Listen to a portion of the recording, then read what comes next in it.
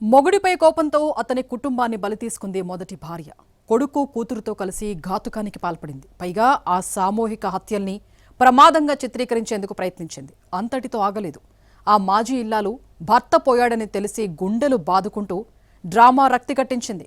కానీ పోలీసుల దర్యాప్తులో అమ్మగారి బాగోతుమంతా వెలుగు చూసింది. ఆమె కపట నాటకాన్ని బయటపెట్టిన పోలీసులు కటకటాల్లోకి నెట్టారు. రాజస్థాన్లోని అజ్మీర్లో ఈ ఖతర్నాక్ వైఫ్ బాగోతం వెలుగు చూసింది. ఇక్కడ చూడండి, రోడ్డుపై ఓ కారులో మంటలు చెలరేగాయి. ఈ కారులో ఉన్న ముగ్గురు సజీవ దహనమయ్యారు. రాజస్థాన్లోని అజ్మీర్ సమీపంలోని హైవేపై ఈ ఘోర ప్రమాదం జరిగింది. తొలుత పోలీసులు స్థానికుల తరహాలోనే దీన్ని ఓ ప్రమాదంగానే భావించారు. కానీ వారి దర్యాప్తులో అసలు విషయాలు బయటపడ్డాయి. ఈ కారు ప్రమాదం జరిగిన ప్రాంతానికి కొద్ది దూరంలోనే పొలాల్లో కత్తిఘాట్లతో మరో మృతదేహం పడింది.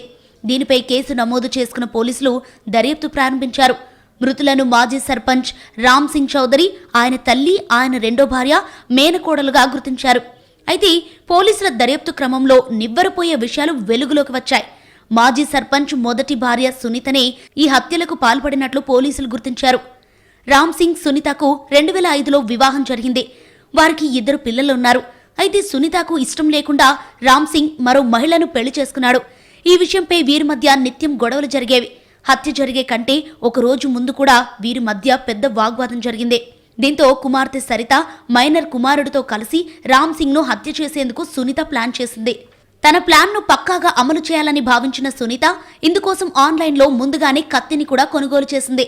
అదే రోజు రాత్రి నిద్రిస్తున్న రామ్ సింగ్ పై కొడుకు కూతురి సాయంతో దాడి చేసి కత్తితో పొడిచి చంపేసింది. ఆ తర్వాత మిగిలిన వారిని కూడా హత్య చేశారు. దీన్ని ప్రమాదంగా చిత్రీకరించేందుకు మృతదేహాలను కారులోకి ఎక్కించి ఇంటికి దూరంగా తీసుకెళ్లి నిప్పంటించారు. కాలిపోవడానికి ముందే బాధితులు చనిపోయినట్లు ఫోరెన్సిక్ రిపోర్టులో తేలింది. దర్యాప్తు క్రమంలో మైనర్ బాలుడు కూడా నేరాన్ని అంగీకరించాడు. దీంతో పోలీసులు సునీత, ఆమె కుమార్తెతో పాటు ఆ బాలుడిని అరెస్ట్ చేశారు. ఈ కేసు దర్యాప్తు సందర్భంగా పోలీసులకు చుక్కలు చూపించింది సునీత. తనకు ఏమీ తెలియదన్నట్లు చెప్పుకొచ్చింది. పైగా భర్త చనిపోయాడని ఎక్కడలేని బాధతో గుండెలు బాదుకుంటూ రోధించింది.